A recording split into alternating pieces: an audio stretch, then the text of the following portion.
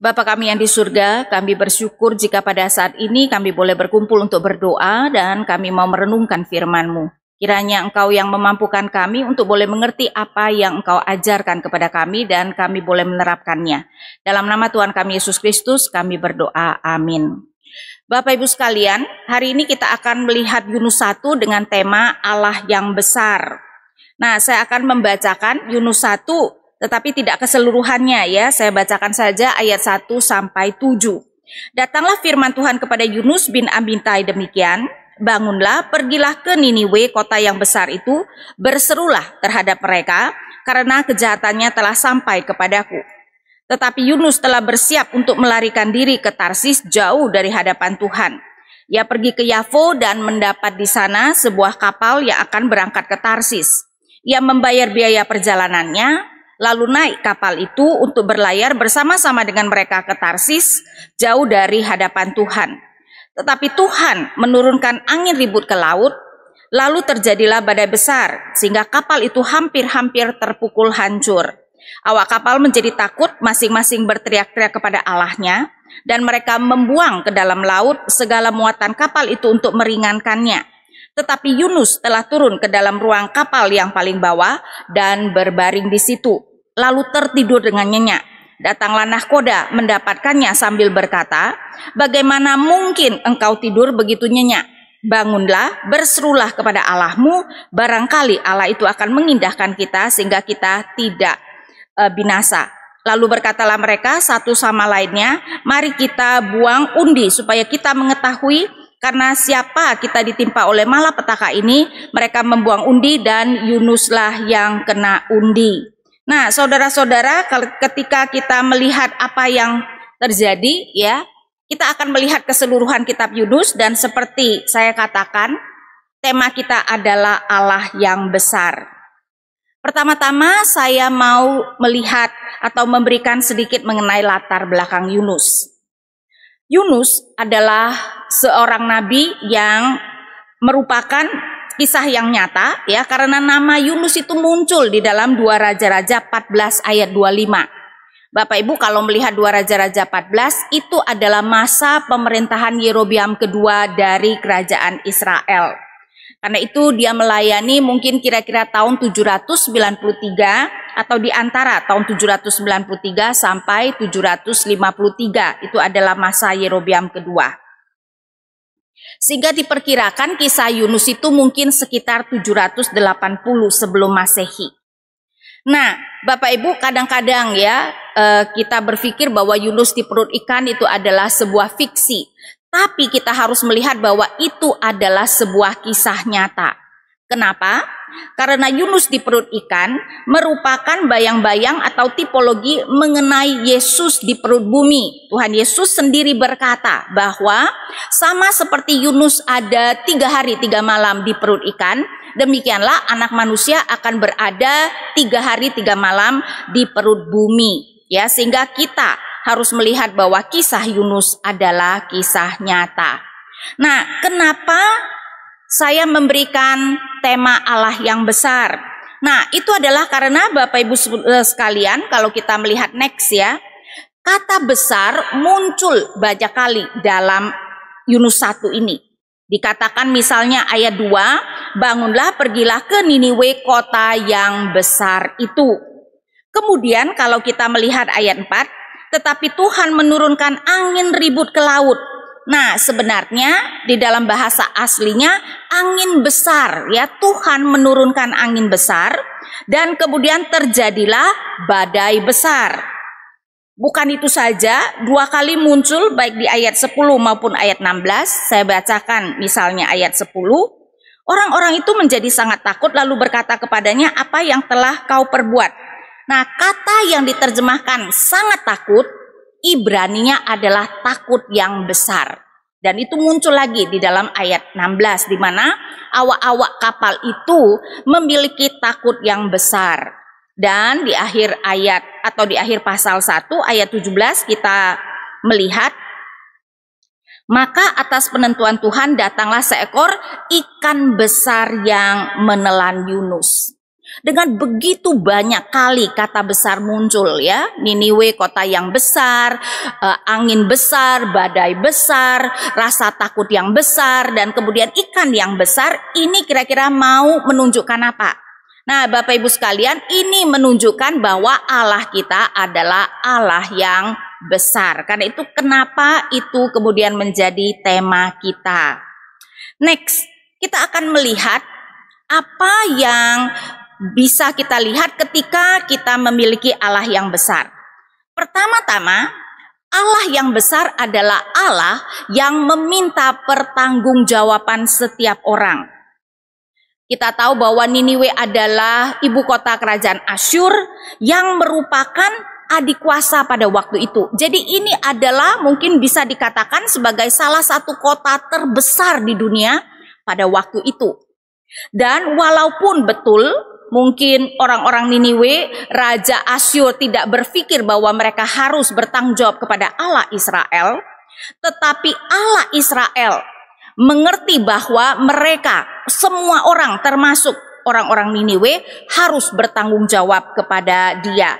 Karena itu kita melihat bahwa Allah yang berkuasa atas Niniwe dan meminta pertanggungjawaban kota tersebut. Ya, sehingga pertama ini yang harus kita mengerti, betapa Allah adalah Allah yang meminta pertanggungjawaban setiap kita, setiap manusia. Tidak peduli kalau orang itu percaya kepada Allah atau tidak, pada akhirnya orang itu harus bertanggung jawab kepada Allah dan Allah akan menuntut pertanggungjawaban itu. Kita tahu bahwa nanti ya ketika kita meninggal, kita harus kemudian kita akan dimintai pertanggungjawaban pribadi, tetapi juga ketika semua orang di akhir zaman, ketika dunia sudah dibinasakan dan semua orang harus menghadapi tahta pengadilan Kristus, maka setiap orang juga akan dituntut pertanggungjawaban. Next, kita melihat apa artinya Allah kita adalah Allah yang besar. Nah, Bapak Ibu sekalian, Allah yang besar berarti Allah yang menuntut ketaatan. Allah yang menuntut ketaatan tentu saja hamba-hambanya. Nah, dalam hal ini, Yunus kita tahu bahwa tidak suka dia dipanggil pergi ke Niniwe. Karena apa? Karena pada waktu itu Asyur adalah adikuasa dan Asyur banyak menindas bangsa lain termasuk Israel. Bahkan tadi saya katakan bahwa kisah Yunus mungkin terjadi pada tahun 780 sebelum Masehi. Nanti 722 sebelum Masehi, dan itu kita bicarakan berarti kira-kira hampir 60 tahun kemudian, kerajaan Israel akan dihancurkan oleh kerajaan Asyur. Jadi ini adalah bangsa yang pada waktu itu sudah menjadi adikuasa dan menindas Israel. Israel itu hanya bisa bertahan karena membayar upeti kepada Asyur. Kita tahu ya, saudara-saudara, bahwa upeti tentu saja adalah sesuatu yang sangat memberatkan sebuah negara. Dan kita bisa bayangkan kerajaan Israel mungkin yang menjadi terpuruk gara-gara upeti yang harus dibayarkan kepada kerajaan Asyur. Karena itu kita bisa membayangkan betapa pasti Yunus tidak mempunyai perasaan yang baik ya, dan tidak mempunyai kerelaan untuk membiarkan bangsa itu sebenarnya terus menganiaya. Apalagi saudara-saudara, ternyata Asyur terkenal dengan kekejamannya. Dari penggalian-penggalian arkeologi ya kemudian ditunjukkan bahwa misalnya Asyur itu kalau sudah menang perang dan menawan tawanan-tawanan, mereka itu memperlakukan tawanan-tawanan mereka dengan sangat kejam. Ada yang dikuliti, dipotong tangannya, dipotong lidahnya, bahkan dikatakan ada yang ditusuk seperti sate dari bawah sampai ke atas ya, ditusuk seperti itu. Sehingga ini tentu saja adalah kekejaman-kekejaman yang sangat mengerikan. Dan diperkirakan bahwa dengan sengaja bangsa Asyur melakukan kekejaman-kekejaman itu terhadap tawanan mereka. Tujuannya apa? Supaya ketika mereka mau berperang dengan sebuah kerajaan, kerajaan itu sudah ketakutan. Dan kita tahu ya, di dalam perang, kalau sebuah bangsa itu sudah ketakutan, kemungkinan besar mereka kemudian akan kalah. Nah, Yunus tentu saja tidak mau kalau Asyur berjaya. Karena itu kita melihat bahwa Allah pasti tahu pasti tahu bahwa Yunus tidak akan senang, tetapi tetap menuntut ketaatan Yunus. Karena itu Bapak Ibu sekalian, kita harus mengerti bahwa Allah menuntut ketaatan setiap kita, apalagi kita yang mengaku percaya kepada Dia. Apakah kita suka atau tidak suka, kalau itu sudah menjadi sebuah tuntutan Allah atau sebuah hal yang Tuhan perintahkan, maka kita harus taat, suka atau tidak suka. Nah, menarik bahwa di dalam Yunus pasal 1 ini ketaatan Yunus itu digambarkan dengan sangat menarik. Penulis itu sering sekali memakai kata-kata yang sama Tadi kita sudah melihat kata besar muncul berkali-kali. Nah, ketidaktaatan Yunus itu, next kita lihat, sengaja ditunjukkan dengan kata turun yang berkali-kali. Karena itu kita melihat ketidaktaatan Yunus digambarkan dengan sengaja ia pergi ke Tarsis yang ada di barat laut, sedangkan Niniwe ada di timur. Jadi Yunus sengaja pergi menjauh dari Niniwe dengan pemikiran, nah Allah pasti akan menyerah, tidak memakai dia. Allah mungkin akan memakai nabi lain, dan di dalam benaknya Yunus berpikir pokoknya bukan aku sehingga dia sengaja pergi ke arah yang berlawanan. Menarik saudara-saudara, coba lihat. Padahal dia kemudian harus membayar, tentu saja membeli tiket kapal, dan itu tidak mungkin murah. Dan ini menunjukkan sesuatu yang menarik Betapa kita manusia sering sekali berani membayar harga untuk ketidaktaatan kita. Mungkin kita lebih rela membayar harga untuk ketidaktaatan daripada membayar harga dalam ketaatan. Karena itu kita perlu merenungkan ini.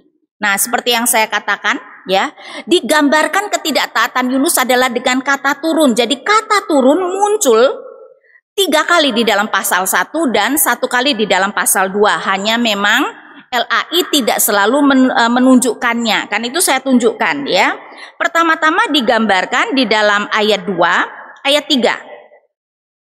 Tetapi Yunus bersiap untuk melarikan diri ke Tarsis jauh dari hadapan Tuhan. Ia pergi ke Yafo.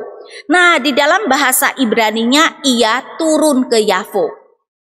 Dalam bahasa Ibrani, kalau dari satu tempat menuju tempat yang lain selalu memakai kata naik atau turun, tergantung yang mana yang lebih tinggi. Karena itu Alkitab selalu menunjukkan naik ke Yerusalem.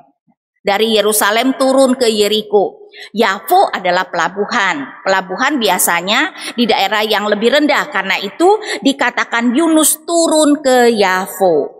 Saya lanjutkan masih di ayat 3 tadi, turun ke Yafo dan mendapat di sana sebuah kapal yang akan berangkat ke Tarsis. Ia membayar biaya perjalanannya lalu naik kapal itu. Nah, kita dalam bahasa Indonesia naik kapal, tapi ternyata bahasa Ibrani memakai turun kapal. Jadi ini turun kedua turun ke Yafo dan kemudian turun ke kapal. Apakah Yunus masih bisa turun? Ternyata kalau kita melihat kemudian apa yang terjadi di ayat 5. Awak kapal menjadi takut, masing-masing berteriak-teriak kepada Allahnya, dan mereka membuang ke dalam laut segala muatan kapal itu untuk meringankannya. Tetapi Yunus telah turun. Sekali ini LAI memakai kata turun. Yunus telah turun ke dalam ruang kapal yang paling bawah. Jadi kelihatannya ketidaktaatan Yunus digambarkan yaitu semakin turun, semakin turun, semakin turun. Turun ke Yafo, turun ke kapal, dan sekarang turun ke ruang paling bawah dari kapal. Apakah masih bisa turun? Ternyata kata turun muncul lagi di pasal 2 ayat 6. Saya bacakan. Pasal 2 ayat 6, di dasar gunung-gunung aku tenggelam ke dasar bumi. Apa yang diterjemahkan tenggelam adalah turun. Akhirnya Yunus sampai turun ke dasar bumi, dan pada waktu itulah Tuhan kemudian menyelamatkan dia. Tapi di sini yang saya mau tekankan adalah Alkitab dengan jelas menunjukkan ketidaktaatan Yunus. Next, kemudian kita melihat tadi di ayat 5 dikatakan bahwa Yunus tidur dengan nyenyak. Padahal dia tahu dia sedang membangkang kepada Tuhan, bisa tidur dengan nyenyak bahkan di tengah-tengah badai yang mengamuk. Walaupun saya tidak mengerti ya, gimana di tengah-tengah badai mengamuk dia bisa tidur. Tapi di sini, ini menunjukkan saudara-saudara ya, bahwa kita manusia bisa tetap mempunyai perasaan yang damai, tenang, bisa tidur walaupun kita sedang tidak taat kepada Tuhan. Karena itu hati-hati ya saudara-saudara, jangan berpacu hanya kepada perasaan kita. Perasaan kita sama seperti seluruh aspek hidup kita sudah jatuh dalam dosa. Karena itu hati yang damai bukan berarti kita pasti sudah mentaati apa yang Tuhan ingin kita kerjakan. Terbukti Yunus tidur dengan nyenyak, artinya hatinya tenang dan damai. Padahal jelas-jelas Yunus tahu kalau badai itu terjadi karena dia. Karena kan awak-awak kapal saking kebingungan sudah membuang muatan-muatan kapal tetapi badai itu tidak reda. Nahkoda juga sudah menyuruh mereka memanggil-manggil Allah mereka. Bahkan ya nahkoda kapal itu juga membangunkan Yunus, menyuruh Yunus kemudian berseru kepada Allah dia. Tetapi Yunus tidak mau. Dan akhirnya para awak kapal membuang undi. Mau mengetahui gara-gara siapa nih badai ini terjadi. Memang di dalam dunia kuno semua orang percaya pada Allah dan karena itu mereka percaya ini pasti perbuatan salah satu Allah. Cuman Allah siapa? Ya, Allah yang mana dan gara-gara siapa? Dan Yunus berkata di ayat 12, sautnya kepada mereka, angkatlah aku, campakkanlah aku ke dalam laut, maka laut akan menjadi reda dan tidak menyerang kamu lagi, sebab aku tahu bahwa karena akulah badai besar ini menyerang kamu. Jadi Yunus tahu sekali kalau badai besar itu adalah karena dia, tapi ternyata memang ini adalah nabi Tuhan yang keras kepala ya, sudah tahu badai besar itu karena dia, tetap bersikeras, tidak mau berseru kepada Allahnya, tidak mau minta ampun, bahkan rela dibuang, dicampakkan ke dalam laut. Jadi kita melihat Yunus tetap tidak mau meminta ampun kepada Allah dan memilih untuk dibuang ke laut. Next kita melihat apa artinya Allah yang besar. Allah yang besar berarti Allah yang kehendaknya pasti terjadi. Yunus kelihatannya sedang beradu ya kekuatan, keinginan dengan Allah. Dan untuk supaya akhirnya Yunus menyerah, kita melihat ada sesuatu yang menarik lagi yaitu kata melempar. Di ayat 4 dikatakan tetapi Tuhan menurunkan angin ribut, secara harafiah Tuhan melempar angin ribut yang menjadi badai besar. Ya, jadi Tuhan melempar angin yang kemudian menjadi badai besar. Ayat 5, awak kapal menjadi takut, masing-masing berteriak-teriak kepada Allahnya dan mereka membuang ke dalam laut segala muatan kapal. Mereka melempar segala muatan kapal. Dan tadi kita sudah membaca di ayat 12, Yunus kemudian menyuruh awak kapal melempar dia ke dalam laut dan akhirnya awak kapal melakukannya. Ayat 15. Kemudian mereka mengangkat Yunus lalu mencampakkannya ke dalam laut dan laut berhenti mengamuk. Next kita melihat ya di ayat 17, maka atas penentuan Tuhan datanglah seekor ikan besar yang menelan Yunus dan Yunus tinggal di dalam perut ikan itu 3 hari 3 malam lamanya. Dan gara-gara atau setelah berada di dalam perut ikan kita tahu akhirnya Yunus taat. Betul enggak? Dia berdoa kepada Tuhan, memuji Tuhan bagaimana Tuhan sudah menyelamatkan dia dari gelora laut. Dan akhirnya dia mau pergi ke Niniwe di pasal 3. Sehingga Allah yang besar saudara-saudara adalah Allah yang pasti kehendaknya terjadi. Kita manusia ya memang sering sekali kalau saya pikir ya sangat tidak tahu diri. Dalam arti apa? Sudah tahu tidak bisa melawan Tuhan, tetap saja bersikeras melawan kehendak Tuhan. Adu kekuatan, keinginan misalnya. Saudara-saudara ingatlah kalau kita mau beradu ya, beradu kekuatan, beradu akhirnya keinginan siapa yang akan terjadi, ya tidak mungkinlah kita itu bisa menang ya. Karena itu apa yang terjadi pada Yunus, padahal seorang yang sangat keras kepala, seorang yang rela mati daripada pergi ke Niniwe, akhirnya dia juga mengerjakan apa yang Allah inginkan. Nah kemudian kita melihat lagi Allah yang besar. Next adalah berarti Allah yang mengerjakan hal ajaib dengan atau tanpa hambanya. Ketika awak-awak kapal bertanya kepada Yunus siapa dia, maka saya baca ayat 9. Sautnya kepada mereka, aku seorang Ibrani, aku takut akan Tuhan, Allah yang empunya langit, yang telah menjadikan lautan dan daratan. Jadi Yunus menunjukkan betapa Allahnya adalah Allah yang empunya langit, yang menjadikan lautan dan daratan. Walaupun dia sedang tidak taat pada Tuhan, tapi dia bangga dengan Allahnya. Dia mengerti lagi Allahnya adalah Allah yang maha kuasa. Bahkan dengan sengaja mengatakan Allah yang telah menjadikan lautan dan daratan.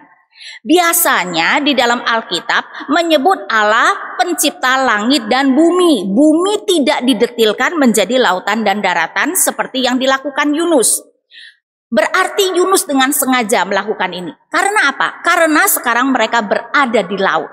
Jadi Yunus mau mengatakan, gelora besar itu, gelombang besar, badai besar itu adalah Allahku yang melakukannya.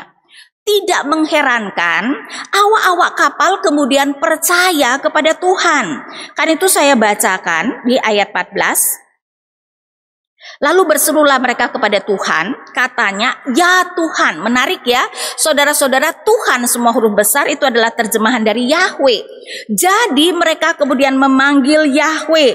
Tentu saja karena Yunus memperkenalkan Allahnya dengan nama Yahweh. Ya Tuhan, janganlah kiranya Engkau biarkan kami binasa karena nyawa orang ini, dan janganlah Engkau tanggungkan kepada kami darah orang yang tidak bersalah, sebab Engkau Tuhan telah berbuat seperti yang Kau kehendaki.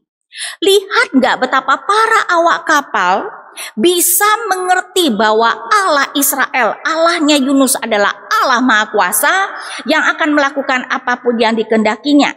Ayat 15, kemudian mereka mengangkat Yunus lalu mencampakkannya ke dalam laut dan laut berhenti mengamuk. Jadi Yunus benar ketika mengatakan Allahnya lah yang berkuasa atas laut.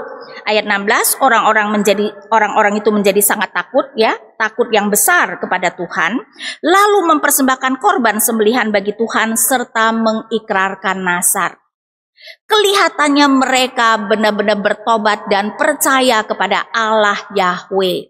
Saya lebih melihat bahwa ini adalah pertobatan rohani. Karena itu kita bisa melihat ya betapa awak kapal bertobat melalui ketidaktaatan Yunus. Dan ini menunjukkan bahwa Allah kita bisa mengerjakan hal ajaib dengan atau tanpa hamba-hambanya. Dan ini menunjukkan kepada kita betapa sebenarnya Allah itu tidak butuh kita. Tetapi di dalam anugerahnya, dia memberikan hak istimewa, dia memberikan anugerah yang luar biasa kepada kita supaya kita bisa dipakainya. Nah saudara, tadi juga saya sebutkan ya, Yunus 3 hari 3 malam di perut ikan, merupakan bayang-bayang Yesus 3 hari 3 malam di perut bumi. Dan saudara bisa lihat di dalam Matius 12 ayat 40. Next kita melihat pelajaran apa Bapak Ibu dan Saudara sekalian yang dapat kita pelajari dari kisah Yunus ini. Kita harus mengerti ya bahwa di dalam seluruh Alkitab firman yang diberikan adalah karena mau memberikan kita pelajaran-pelajaran. Pertama, Allah kita adalah Allah yang besar yang akan meminta pertanggungjawaban setiap kita. Nah Bapak Ibu sekalian, kita percaya kalau kita sungguh-sungguh beriman kepada Tuhan, pasti kita akan masuk ke dalam kerajaan surga. Tapi bukan berarti bahwa kita tidak perlu mempertanggungjawabkan semua perbuatan kita. Paulus mengatakan ya bahwa nanti tentu saja semua orang semua kita itu harus menghadap tahta pengadilan Tuhan Yesus. Saya bacakan misalnya 2 Korintus 5 ayat 10. Sebab kita semua harus menghadap tahta pengadilan Kristus supaya setiap orang memperoleh apa yang patut diterimanya sesuai dengan yang dilakukannya dalam hidupnya ini, baik ataupun jahat. Jadi jangan berpikir bahwa karena aku sudah menjadi orang Kristen, sudah memiliki iman sejati, aku tidak perlu mempertanggungjawabkan perbuatanku. Itu tidak benar. Paulus berbicara kepada jemaat Korintus, berarti mereka adalah orang Kristen, dan dia mengatakan kita semua, termasuk diri Paulus sendiri. Karena apa? Karena walaupun betul ketika kita sungguh-sungguh beriman kita akan masuk ke dalam kerajaan surga, kita nanti akan diberikan pelayanan dan upah yang berbeda. Nah, pelayanan dan upah yang berbeda itu ditentukan oleh kesetiaan kita melakukan pekerjaan Tuhan di bumi. Karena itu kita harus mempertanggungjawabkan setiap perbuatan kita yang kita lakukan di bumi. Kemudian pelajaran berikutnya adalah Allah yang besar pasti menggenapi rencananya apakah kita taat atau tidak. Di satu sisi bagi saya ini adalah doktrin yang memberi kenyamanan ya. Waduh, kalau pekerjaan Allah itu tergantung saya taat, bisa gawat ya, karena kita tahu bahwa kita sering sekali tidak taat kepada Tuhan. Bagaimana kalau rencana Tuhan gagal gara-gara kita tidak taat?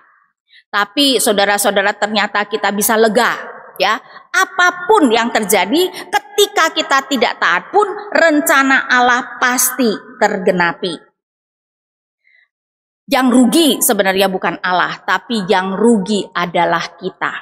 Karena kemudian berarti bahwa rencana Allah itu terjadi tanpa kita, tanpa sebenarnya partisipasi kita, tanpa pelayanan kita. Dan tentu saja itu berarti bahwa nanti kita tidak akan mendapatkan pelayanan yang besar di langit baru dan bumi baru. Karena sekali lagi pelayanan besar itu akan diberikan kepada kita kalau kita setia di dalam pelayanan kita di bumi. Perumpamaan talenta misalnya ya, si Tuhan berkata kepada hamba yang diberikan 5 talenta dan mendapatkan 5 talenta, juga hamba yang diberikan 2 talenta dan mendapatkan 2 talenta, hambaku yang baik, masuklah ke dalam kerajaanku, kamu sudah setia dalam perkara kecil, aku akan memberikan tanggung jawab dalam perkara yang besar.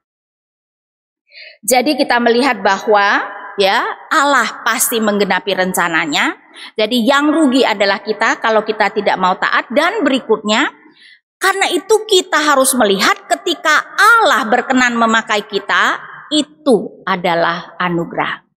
Tadi saya juga sudah mengatakan Allah tidak butuh kita. Dia bisa menginjili bukan melalui mulut hambanya. Karena dia memberikan badai besar, walaupun betul ada pengakuan Yunus juga yang dipakainya. Allah dapat melakukan apa saja tanpa kita. Allah tidak butuh kita. Jadi ketika Allah berkenan memakai kita, memberikan kita pelayanan, kita harus melihat itu sebagai hak istimewa, kita harus melihat itu sebagai anugerah, dan karenanya harus melakukannya dengan baik. Kan itu Bapak Ibu sekalian, apapun tanggung jawab yang Tuhan berikan, apakah di pekerjaan, apakah di dalam keluarga kita, apakah di gereja, kita perlu melakukannya dengan baik. Ya, itu adalah anugerah yang sudah Tuhan berikan kepada setiap kita. Karena itu, nah saudara-saudara, di dalam masa pandemi ini mungkin banyak kita yang begitu berfokus kepada kesulitan kita sendiri. Karena itu tidak memikirkan apa yang sebenarnya Allah mau kita kerjakan.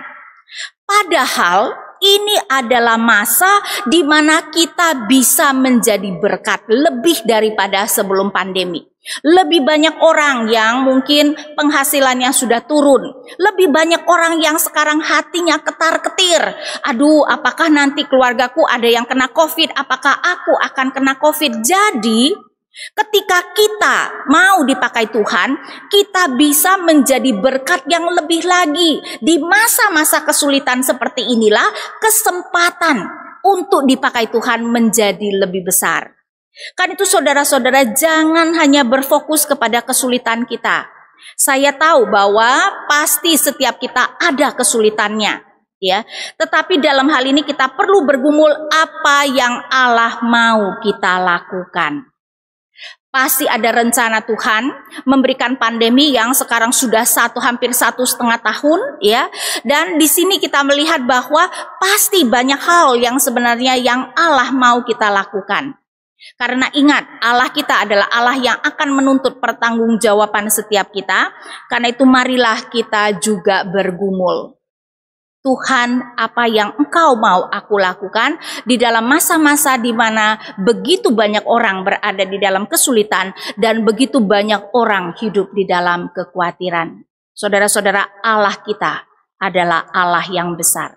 Berarti Dia mengendalikan segala sesuatu termasuk COVID-19 jelas ada di dalam kendali Tuhan. Jadi kalau sampai sekarang belum selesai, pasti karena ada tujuan Tuhan. Marilah kita menjadi bagian melaksanakan apa yang menjadi tujuan Tuhan tersebut. Karena Allah kita adalah Allah yang besar. Mari kita berdoa. Bapa kami yang di surga, kami bersyukur bahwa Engkau mengajarkan Engkau adalah Allah yang besar Tuhan. Tetapi Allah yang besar berarti juga menuntut pertanggungjawaban setiap kami anak-anak-Mu. Karena itu biarlah kami juga diingatkan bahwa di dalam setiap hari sebenarnya ada tugas-tugas yang Tuhan mau kami kerjakan.